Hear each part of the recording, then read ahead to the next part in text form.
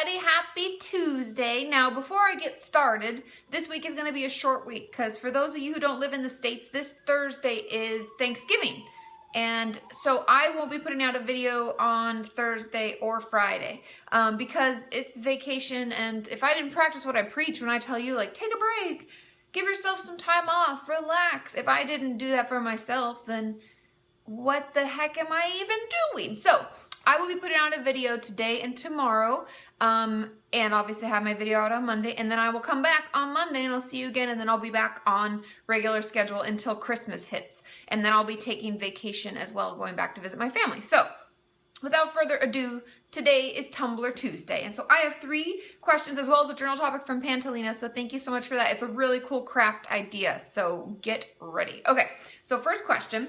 Hey Katie, I have anorexia and I've been addicted to watching food videos. Why is that? Now, I have a video that I put out a long time ago. Sorry, this is really high. A long time ago called food porn, and that is exactly why you're addicted to watching that, because truthfully, if you want more information on this, check out my video called food porn, but it's because it's all we think about. Now think about it, if I am all day thinking clothes, shopping, clothes, shop, I'm gonna watch fashion things, I'm gonna follow fashion people on Instagram, I'm gonna eBay the shit out of everything, I'm gonna be shopping all the time. It's because our brain is so focused on food, eating, what am I gonna eat, when am I gonna eat, I can't eat, I shouldn't eat, or whatever, that watching the food is almost like pretend eating, and we're like living vicariously through those people, and that's why I call it food porn. And it's very normal, but it's something I want you to be aware of, and it's something you should slowly kind of cut back on and work with your therapist on it, because it's just fulfilling that need to be truthful that your body actually has. It's fulfilling that need in another way. It's just getting, its fix however it can. And sometimes in certain people's brains, it even like releases the chemicals of, like our feel-good chemicals, as if we are eating or we're doing something that's pleasurable. And so it can kind of be addictive in that way. So I would talk to your therapist and I would start cutting back. Okay? And check out my video on it if you want more.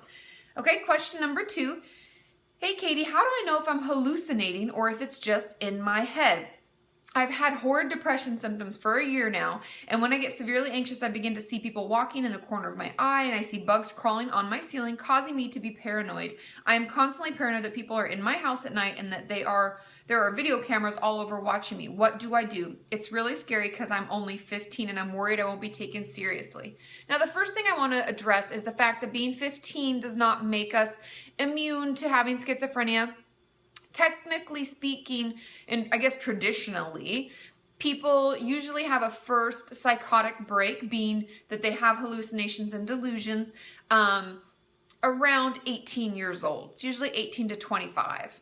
That's like the norm. But as anyone who's ever looked at research, we call it like a normal bell curve, and that mean in the middle of that curve is like the 18 to 25. However, people have it happen at different points in their life. There's late onset, there's early onset, and so I would definitely speak to a doctor.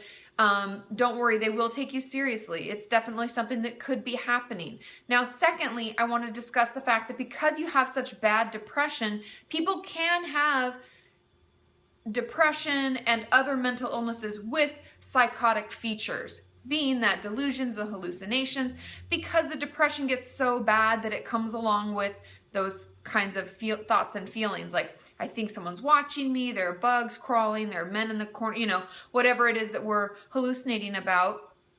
That can be a part of our depression. So I would be honest about when it happens, when it started, how bad your depression is. It when your depression gets worse that it comes out, or is it all the time? Because all of that information will help them better diagnose you and better figure out what it is. Is it schizoaffective disorder depressed type? Is it depression with psychotic features? Is it schizophrenia and you also have major depressive disorder? It could be a bunch of different things, but we want to figure out what it is. And the sooner we do, one thing that I know for sure, no matter what we're dealing with and what we're struggling with, the sooner we catch things, the better. The sooner we're treated properly for what we're struggling with, the better. So if any of you are out there and you're hurting and you're struggling and you're worried that someone's not going to take you seriously, or you're just scared to reach out, know that the sooner we get this under control, the better outcome, the better our brain has a chance to heal. As we stop the psychotic symptoms from happening, our brain can heal. We're learning more about that. Currently, I just read some amazing articles about how if people consistently take medication for their schizophrenia and bipolar disorder, when they get older, their brain heals and doesn't even need the medication anymore. It's wild what we're learning. So the sooner we get treated, the better. That's the message. So reach out, let people know what's going on. Be as honest as you can, and remember and tell them the truth as much as you remember, to get the help that you need so that we can get better faster. Okay? Question number 3. Hey, Katie, I'm struggling to understand the difference between being a toxic friend and reaching out and talking to people about my mental health issues.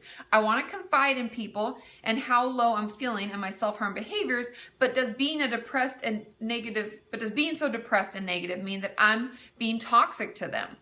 Is it selfish for me to be honest and ask for some support? I don't want to lose people or push them away. Help, thanks. Now, I thought this is a great question because we talk all the time about recognizing toxic people in our lives, recognizing if we're all take and no give, and we're kind of toxic to people, and how to better manage that. Now, the thing that I always encourage my patients to do, just like this person's talking, like, I want to reach out, I want to get support, I want to talk with them about it, I crave it, we need it, we all need it. That doesn't make us needy, that doesn't make us weird, that's not just because we have mental health issues. It's a human factor. We all love to talk to other people and to get support from them. Now, the way that we can always assess, and I would encourage any of you, if this comes up in your mind and you worry and you think maybe I'm the toxic person in the relationship, because I've heard that from many of you when I put out my videos about toxic people and toxic friends, that maybe you thought you were that person. Now, what we can always do, and we can consistently assess, is, do I ask them about their life? What's going on in their life? We can quiz ourselves about our friends. Do I know what's going on at work or school, their newest relationship? How's their mom doing, or their sister? Start asking yourself about how much information you know about them and what's going on right now.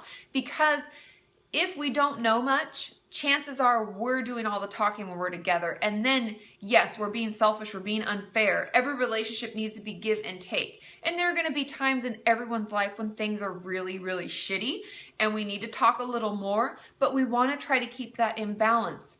When you notice you're rambling, you're talking a lot, maybe stop and say, you know, I'm just having a really hard time. What's going on with you? Because relationships are give and take and they're push and pull, and we have to make sure that we're hearing them out. Maybe they've had a really bad day. Maybe things are really stressful for them. And that's what makes friendship so amazing, is the mutual support.